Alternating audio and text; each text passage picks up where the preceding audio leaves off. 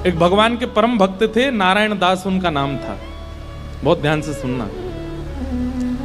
नारायण दास जी को भी वृंदावन से बहुत प्रेम था और वृंदावन का प्रेम उन पर ऐसा चढ़ा कि वो गोपी भाव में रहने लगे। और कैसा गोपी भाव?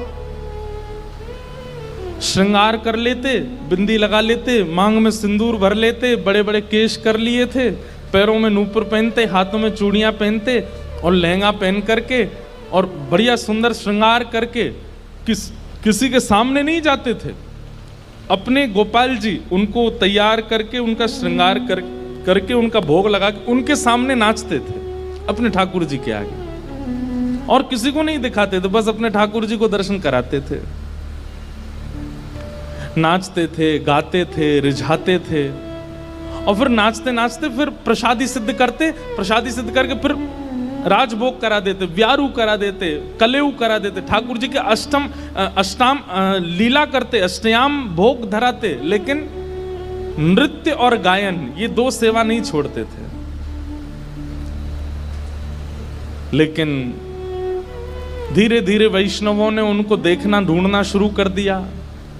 लोग उनकी कुटिया में जाने लगे तो वैष्णवों को तो वो बैठने देते थे, बोले आप सब तो ठाकुर जी के समान हो, आपके सामने तो मैं नाच सकता हूं। सब लोग इधर देखो, ध्यान से, आवाज आ रही है हमारी? नृत्य कर रहे थे। नृत्य की ख्याति ऐसी हुई कि एक बार एक बहुत श्रेष्ठ नृत्य करने वाला व्यक्ति आया और उसको किसी ने कहा कि भाई हमारे यहाँ एक साधु हैं, वो किसी के आगे नृत्य नहीं करते, ठाकुर जी का, एक बार उनके नृत्य देख लो आप। तो बहुत बड़े नृत्य करने वाले ने जब उनका नृत्य देखा तो वो बोला कि महाराज मैं बड़े बड़े दरबारों में जाकर के नृत्य करता हूं, ऐसा नृत्य मैंने आज तक नहीं देखा।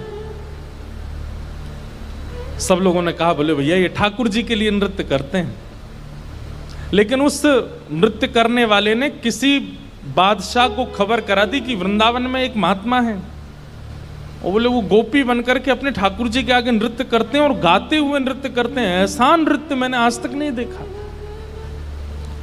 अब बादशाह के तो मन में आ गई कि मुझे उनका नृत्य देखना है, और प्राचीन काल के राजाओं के मन में आ जाए और वो ना मिले तो वो तो मारने तक आतुर हो जाते थे। उन्होंने अपने सैनिकों को भेज करके कहा कि आपको नृत्य करने के लिए बादशाह ने बुलाया है, या तो चलिए, और अगर आप इनकार करोगे तो आपकी कुटिया जला देंगे, आपके ठाकुर जी छीन लेंगे और फिर कभी नृत्य करने लायक बचोगे नहीं। ऐसी स्थिति पड़ गई। रोने लगे अपने ठाकुर जी के आगे, बोले नाथ मेरा नृत्य किसी और को रिझाने के लिए नहीं है, ये मैं कैसी स्थिति में आपने डाल दिया हूं। अगर जाता हूं तो मेरा नृत्य, मैं नृत्य को प्रसाद के रूप में प्रस्तुत करता हूं, वो झूठा हो जाएगा। कोई और अगर उसका आस्वादन करेगा तो वो फिर उच्छिष्ट हो जाएगा, और उच्छिष्ट वस्तु आपको कैसे पधराऊंगा दोबारा। और यदि नहीं जाता हूं तो कुटिया जला देंगे, आपको छीन लेंगे, राजा है ताकतवर है, उसके आगे मेरी चलेगी नहीं। रात भर रोते रहे अपने ठाकुर जी के आगे। इतने में ठाकुर जी स्वप्न में प्रकट हो गए, और स्वप्न में प्रकट होकर के ठाकुर जी बोले तुमको वहां नृत्य करने में दिक्कत क्या है? बोले मैं आपके सामने नृत्य करता हूं बस। तो बोले हमको ले चलो, हमें वहां बैठा देना, हमें देखते देखते नाच लेना, राजा को भूल जाना। तब वो कहते हैं, बोले कि महाराज वो स्थान आपके लायक नहीं है, वो राजा है, वो मांस भी खाता है, मदिरा भी पीता है, ना जाने कैसे कैसे उसके आचरण है, उसका स्थान कैसा है, वहां पर नृत्यांगनाएं आती हैं, ना जाने कैसे कैसे वहां पर व्यवहार होते हैं, वहां मैं अपने ठाकुर जी को लेके नहीं जाऊंगा। ये वैष्णव का स्वरूप होता है, वो अपने ठाकुर जी के आगे प्रदर्शन को आगे नहीं करता, वो अपने ठाकुर जी की सेवा के आगे एक बार को बड़े से बड़े उत्सवों का त्याग कर देगा, बड़े से बड़े उपाधियों का त्याग कर देगा, लेकिन अपने ठाकुर जी को ऐसे ही कहीं बेक नहीं देता है। बोले ये तो नहीं चलेगा, आपको लेके तो नहीं जाऊंगा मैं। तब भगवान बोले तो फिर नहीं जाओगे तो ये लोग तुम्हारे कुटिया उजाड़ देंगे। तो फिर वो बोला आप इतना भी नहीं कर सकते, तो फिर काय बात के भगवान। आज तक मैंने आपसे कुछ नहीं मांगा, लेकिन इसका समाधान बताओ मैं कैसे करूं। तब भगवान बोले, देखो तुमने अपनी गली में तुलसी की माला पहनी है और ये तुलसी मेरा ही स्वरूप है, तो तुम मुझे तो नहीं ले जाओगे, लेकिन ये तुलसी माला तो पहन के जाओगे। इनको तुम एक सिंहासन पर पधरा देना और इनको मेरा ही रूप मान करके, मुझे अनुभव करके, मेरा आभास करके तुम वहां नृत्य कर देना। नृत्य भी हो जाएगा, मेरे सन्मुख भी हो जाएगा और तुम्हारा बात भी बनी रहेगी। नारायण दास जी बोले, भगवान पक्का ना ये तुलसी आपका ही? बोले पक्का, 110% मेरा ही स्वरूप है, जाओ। नारायण दास जी गए और राजा के यहाँ जाकर के बोले, महाराज मैंने गले में जो ये माला पहनी है बड़ी तुलसी की, इसके लिए मुझे एक आसन दे दो, मैं इनको पधरा करके फिर नाचूंगा, नहीं तो ये तो विक्षेप डालेंगे। पधरा करके आसन पर, और जैसे नृत्य करने लगे, उनके मन में कदापि ये भाव नहीं आया कि ये तुलसी हैं, ये केवल माला हैं। यही सोचने लगे श्याम सुंदर हैं। श्याम सुंदर विचार करके जब घूमने लगे नृत्य करते करते, तो हर घूमने के बाद एक बार देखते, और जब द्रुत गति से घूमने लगे, चक्र लेने लगे, लेते लेते लेते उनको वहां तुलसी नहीं, साक्षात सचल त्रिभंग लली श्याम सुंदर दिखने लगे।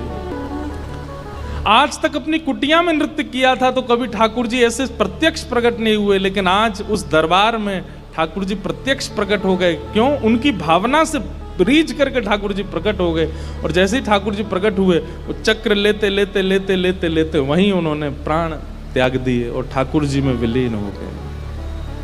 नारायण दास जी, कहने का अभिप्राय क्या? वृंदावनियों को और वृंदावन भजने वालों को कई बार व्यवहार प्रधान नहीं होता। उनके लिए धर्म प्रधान नहीं है, उनके लिए अर्थ प्रधान नहीं है, उनके लिए काम प्रधान नहीं है, उनके लिए मोक्ष भी प्रधान नहीं है, उनके लिए केवल प्रेम प्रधान है। हमारे आप लोग जाएंगे तो आप क्या कहेंगे, कहां जा रहे हो? बोले बरसाने जा रहे हैं, राधा रानी का दर्शन करने। लेकिन अगर कोर ब्रजवासी से पूछोगे कहां जा रहे हो, बोले बरसानो जा रहे हैं लाडली जी को दर्शन करवे। क्या बोलेंगे? लाडली जी। क्यों? प्रेम प्रधान हो जाता है, वहां पर भगवत तत्व की बात नहीं करते। कोर वृंदावनवासी से पूछोगे, आपसे पूछे कहां जाओ, राधा रमन जी दर्शन करने जा रहे हैं, पर बिल्कुल वृंदावनवासी होगा तो बोलेगो श्री लालजू को दर्शन करवे जा रहे हैं। और एक और बात बताऊं, और ज्यादा उपासक वृंदावन के, वो क्या बोलेंगे? श्री जी को दर्शन करवे जा रहे हैं। श्री जी, हमारे वृंदावन में ठाकुर जी को भी श्री जी बोलते हैं, किशोरी जी को भी श्री जी, ठाकुर जी को भी श्री जी। श्री जी बोलते हैं तो समझो युगल का नाम बोला गया है, अकेली किशोरी जी नहीं है श्री जी। श्री जी माने ठाकुर जी और किशोरी जी दोनों। श्री माने राधा रानी, और जी कौन है? बोले लाल जी, श्री जी। वृंदावन में प्रेम प्रधान है, धर्म अर्थ काम और मोक्ष नहीं है।